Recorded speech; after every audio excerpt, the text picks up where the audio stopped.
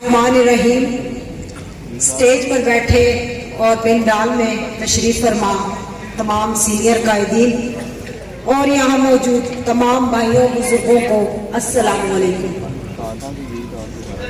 خوابوں کی طرح تھا نہ خیالوں کی طرح تھا، خوابوں کی طرح تھا نہ خیالوں کی طرح تھا، وہ علم ریاضی کے سوالوں کی طرح تھا، الجھا ہوا ایسا کہ کبھی کسی پر کھل نہ سکا، سلجھا ہوا ایسا کہ مثالوں کی طرح تھا۔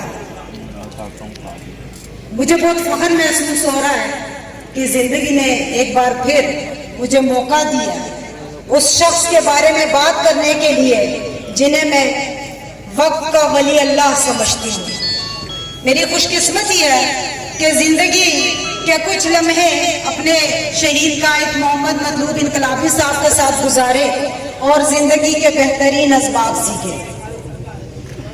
میں اپنے قائد کے کون کون سے کارناموں کا ذکر کروں، میں اپنے قائد کی کون کون سی خوبیاں گنواؤں، میں تو کیا شاید یہاں موجود کوئی بھی شخص جو ان کے قریب رہا ہے، کوئی نے اپنی زندگی غریب لاچار مظلوم انسانوں کے لیے وقف کر دی۔ انہوں نے سیاست کو بھی عبادت سمجھ کے کیا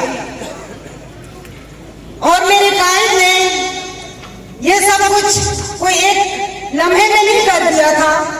انہوں نے اپنی سیاست کا آغاز کیا صرف کے سرخ جھنڈے سے کیا، شروع کیا اور ایک طویل جدوجہد کے بعد، ایک طویل سفر کے بعد آخرکار پیپلز پارٹی کے جھنڈے تلے ہی اپنی آخری سانس لی۔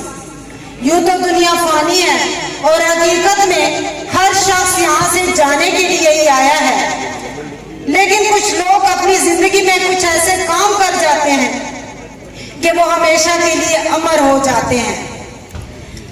ہم جانوں سے اکثر لوگ سوال پوچھتے ہیں کہ بھٹو صاحب کیسے زندہ ہیں، اور ہم ماضی کے دریچوں سے بہت سے انگنت کارنامے اٹھا کر ان کے سامنے رکھتے ہیں اور ان کو بتاتے ہیں کہ جو کام کوئی نہیں کر سکا وہ شہید ذوالفقار علی بھٹو صاحب نے کیا تھا، اس لیے وہ زندہ ہیں۔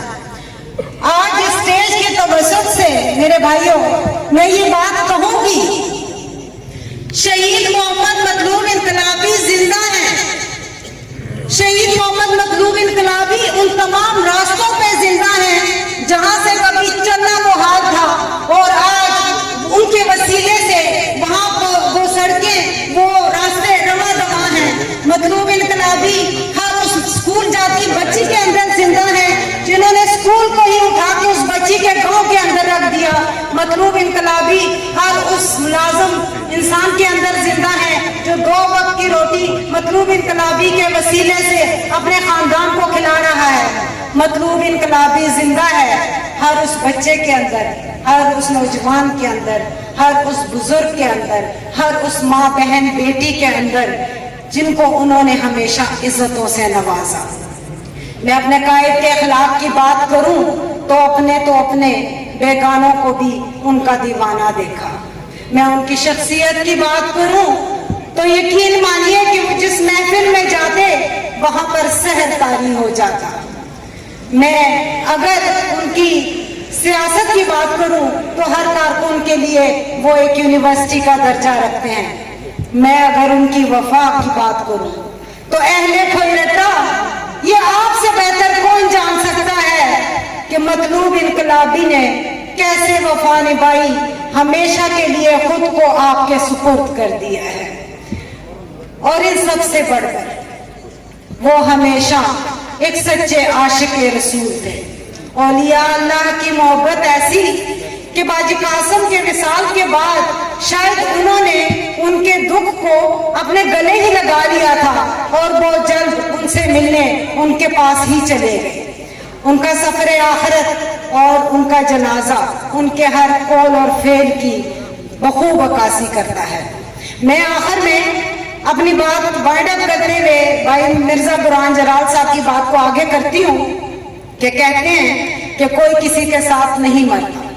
میرے قائد نے اس بات کو واقعی غلط ثابت کیا۔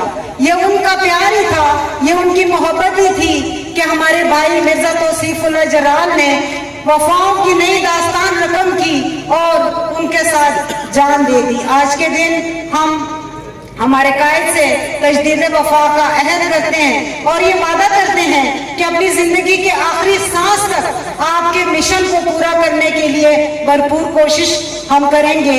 इस शेर के साथ मैं इजाजत चाहूंगी। वली अल्लाह दे मर्दे नाही, वली अल्लाह दे मर्दे नाही, कर देने पर्दा पोशी, की होया जे दुनिया उतू टुर गए नाल खामोशी। मैं आखिर में आज जो यासीन साहब हमारे सदर जमात के वालिद साहब का इंतकाल हुआ, इस पर इंतहाई रंज और गम का इजहार करते हुए अल्लाह पाक से दुआ गो हूँ कि अल्लाह पाक उनको जन्नतुल फिरदौस में आला मकाम अता फरमाए और जो यासीन साहब, आमिर यासीन साहब, शाहनवाज यासीन साहब और दीगर तमाम जुमला खानदान जो हैं उनको सब्र अता फरमाए। बहुत शुक्रिया।